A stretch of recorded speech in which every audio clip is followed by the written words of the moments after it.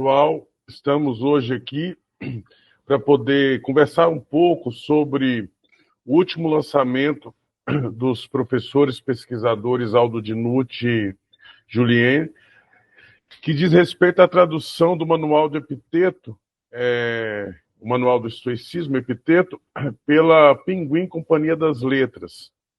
E nós vamos agora conversar um pouco sobre esse trabalho, e tendo também a presença do professor Joelso para ajudar a gente a compor essa conversa a respeito de um dos maiores nomes do estoicismo, no qual nos traz hoje para a atualidade pontos de referência da filosofia antiga para se pensar o próprio sujeito da atualidade e os seus desafios. Então, cumprimento o professor Aldo, o professor Julien e o professor Joelso. Bom dia, Vilmar. Bom dia, Vilmar. Bom dia, Aldo e Joelso. Estamos aqui. Vamos em frente. Obrigado.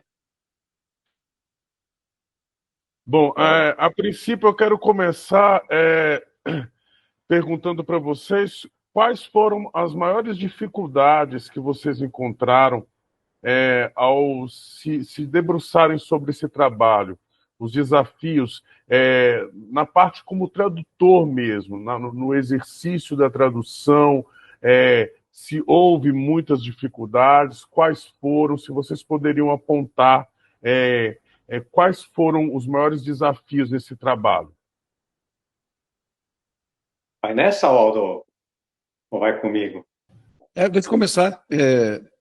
Então, quando eu convidei o Julien para fazer parte desse projeto, né?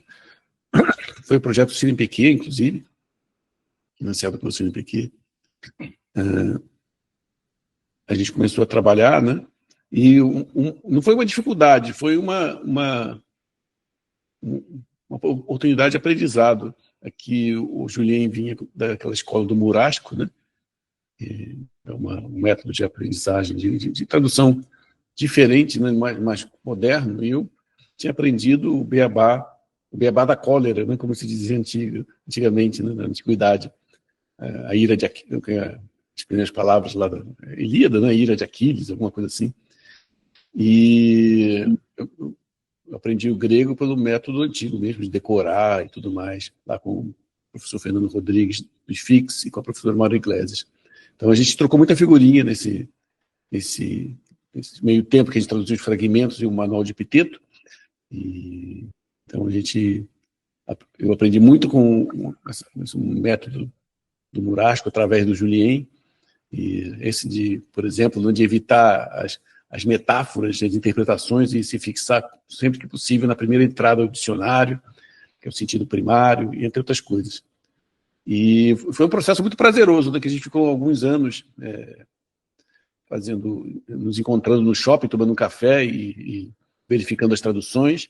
Só no final que o Julien ficou mais cansado, porque eu entrei no modo perfeccionista, e aí teve um momento que não era dezembro, né? Dezembro de um ano perdido, acho que 2013, eu li o manual, a nossa tradução, umas 3 ou 4 vezes por dia, e percebi um monte de possibilidades de melhora, né? E aí enviava aquele montão de coisa para o Julien, e chegou um ponto que o Julien falou, não, chega, agora você resolva você mesmo, não aguento mais isso, né? Mas, ao mesmo tempo, eu acho que esse é o traço distintivo da nossa tradução, porque ela é burilada assim ao extremo, né? Ao extremo. E eu fui muito perfeccionista nisso, né? E nas traduções eu sou perfeccionista. É muito cansativo isso também, né? Chega um ponto que a nossa cabeça dói de tanto ler e reler a mesma coisa. Mas foi isso. Da minha parte, foi um processo muito legal de aprendizado e de a gente se aprofundar no texto, né? Então, agradeço muito o Julien por essa parceria. Legal.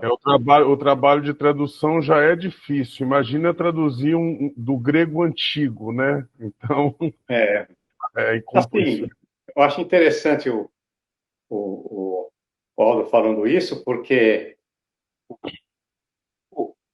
a entrada do projeto no CNPq era do Aldo, né? da filosofia, tudo tal, né?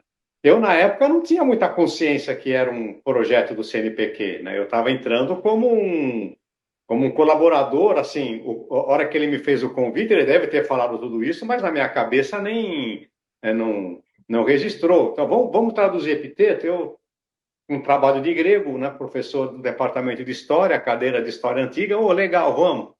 Né? E o nosso processo de tradução foi bem interessante. Nós ficamos, acho que 3 anos, indo de manhã, logo que abriu o shopping, né? Hoje, Aracaju tem muitas opções de cafés gostosos de ficar sentado tomando, mas naquela época não tinha, né? Então, a gente ia para o shopping, ar-condicionado, de manhãzinha, né? Tranquilo, e a gente trabalhava até umas 11h30, quando a área de alimentação começava a encher, né? A ter movimentação. E não havia pelo menos em minha parte, acho que Doro também não, né? A gente não tinha uma preocupação em terminar, em fazer, então, em termos de dificuldade, eu diria que foi praticamente nenhuma nesse sentido, porque não foi colocado um objetivo, pelo menos era como eu estava encarando, não sei o Aldo, né? Qual era a perspectiva dele, mas acho que também não, porque a gente estava na chamada mesma vibe, e os problemas de tradução, né, de uma língua antiga, acho que a gente nem encarava como dificuldade, a gente encarava como algo normal, de alguém que está estudando e vamos entender e pesquisava. O Aldo, naquela época, já era uma biblioteca ambulante, né, de epiteto. Ele vinha com umas coisas, com os livros, com os negócios, eu falava assim, como é que você consegue isso tudo? Né? Agora eu já sei, né, depois do que ele me contou, no final, que ele não dormia, pelo menos naquela época, ele não dormia, hoje eu não sei. Então, ele vinha com os clássicos negócios, e aí acabou a gente acabou se linkando, né, numa parceria com identidades que nunca imaginaríamos, né? No epiteto, na percepção da discussão, na lentidão de como ir burilando o texto, até na nossa vertente em relação ao I Ching e ao taoísmo, né? Que de repente um dia eu descobri, né, sem a gente falar, que eu gostava do I Ching e ele também.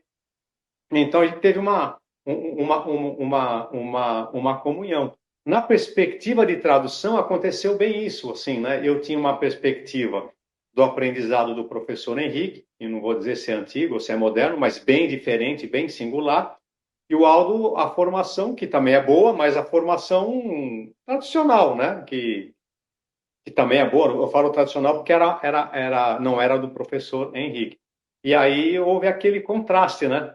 Eu, de início, indo naquelas palavras onde há maior debate de discussão, eu indo com a perspectiva, né, dos primeiros significados concretos, o Aldo vindo já com significados mais absolutos, mais o que eu digo, mais metaforizados. E aconteceu uma coisa interessante, porque no final do trabalho, ele já estava vindo com significados mais concretos e eu indo com significados mais conceituais, né? Como se tivesse havido uma troca. Ele defendendo as minhas posições do início e eu defendendo as posições do início dele. E outra coisa que foi muito interessante, a perspectiva dele de uma pessoa formada na área de filosofia, com os textos e debates da filosofia, e eu como uma pessoa formada na área de história, né, com textos e debates na área da história, o que gerou um debate interessante, mas que entre a gente não foi encarado como problema de metodologia, de pesquisa, nem nada. E outra coisa que aconteceu entre a gente, que foi também natural, toda vez que havia uma contraposição, não era nenhuma e nem outra. A gente acabava encontrando uma terceira, né? E na busca dessa terceira, a gente foi encontrando um equilíbrio bastante interessante, que manteve o rigor conceitual da definição dos termos, das palavras mais complexas, aceitável para um público de filósofo profissional, né? Ao mesmo tempo trouxe, né, novas perspectivas de encarar aquilo, trazendo aqueles conceitos numa linguagem talvez um pouco mais concreta, transformando um texto que com suas notas passíveis de serem usados para estudo mesmo, né? Para estudo profissional e para um leitor comum. Foi um trabalho bem interessante nesse sentido. Não foi não, Aldo? Eu acho que foi assim, pelo menos, né? Você viu dessa maneira também? Não, com certeza, com certeza.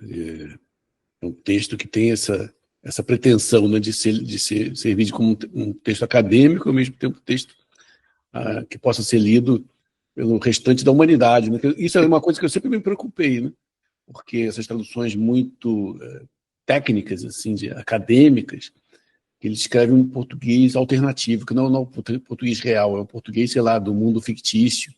E às vezes as traduções são tão difíceis que é mais fácil você ler logo o texto em latim e grego do que a tradução. Fica uma linguagem intragável, né? Uma linguagem totalmente artificial. E a gente sempre se preocupou com isso, de fazer um texto escorreito, né? Um texto erudito por um lado, porque todos os conceitos são devidamente anotados, né, e apresentados, e com a linguagem corrente do dia a dia por outro. Porque o texto foi escrito dessa maneira, né? Não era um texto... o Flávio Arriano, que compôs o manual e as diatribes, ele escreveu em grego koiné, ao contrário de outros textos, nos quais que ele escreveu também, de história, por exemplo, nos quais ele usava artifícios arcaizantes. Então, para dar a aparência que eram textos antigos, né? Não foram escritos provavelmente em... Isso eu descobri recentemente, né? Que antes eu tinha lido, tinha pesquisado que o Arriano tinha escrito os restantes das suas obras em grego átio. Mas não era grego átio, era um grego koiné com recursos para parecer grego ático. Veja que interessante. Enquanto o Manual de Epiteto e as diatribes escreveu em grego koiné, então linguagem do dia a dia, linguagem comum. Então, o nosso texto tem essa dupla alçada, né? Por um lado, é um texto técnico, tem todas as notas, os conceitos apresentados. Por outro lado, você lê a linguagem do dia a dia, a linguagem escorreita, a linguagem que a gente está conversando agora, por exemplo. Ou seja, vocês conseguiram uma delicadeza com o público em geral. Vocês trazem uma tradução que atende tanto o público erudito, o pesquisador que quer trabalhar com epiteto, como o leitor comum que tem curiosidade, interesse de aprender sobre filosofia estoica. E isso é um mérito e parabenizo vocês por isso, porque foge daquela tradição acadêmica, né, de que a filosofia, no caso, principalmente a antiga, acaba sendo para poucos, né, para uma elite intelectual, no caso. Isso. E nesse aspecto, né, porque o próprio Epiteto, ele falava no âmbito da sua escola. Ali deveriam ter os seus alunos de 15 a 20 anos, ou Flávio Arriano, na perspectiva, como o Aldo comentou para mim em off, até os 25, mas eram para estudantes, né? E num processo de aula para alguém de 16, 17 anos, ninguém gravou as aulas do Epiteto, mas me parece bem inconcebível ele falando de forma discursiva, né? Os exemplos que ele dão são sempre muito concretos, né? A gente procurou manter essa concretude. As notas de rodapé, a gente deu um viés um pouco mais acadêmico, né, Aldo? Eu acho que foi isso, né? As notas de rodapé foi no sentido de dar uma direção maior para quem busca um estudo acadêmico. Então, não foi no sentido de interpretar o texto para quem estivesse com dificuldade. É um texto realmente simples, mas a gente também não facilitou, porque a outra possibilidade que existem das traduções são a de que ou torna a tradução muito erudita, ou torna a tradução muito superficial, já interpretando o texto, superficializando para o leitor comum. Nós não fizemos isso. Então, embora o manual poderia ser classificado hoje, antigamente, na perspectiva antiga, como um livro de autoajuda, é um livro de autoajuda que não dá para ler em pé no metrô, né? É um livro que a pessoa, uma reflexão, né? Em que o leitor comum tem condição de trilhar esse caminho.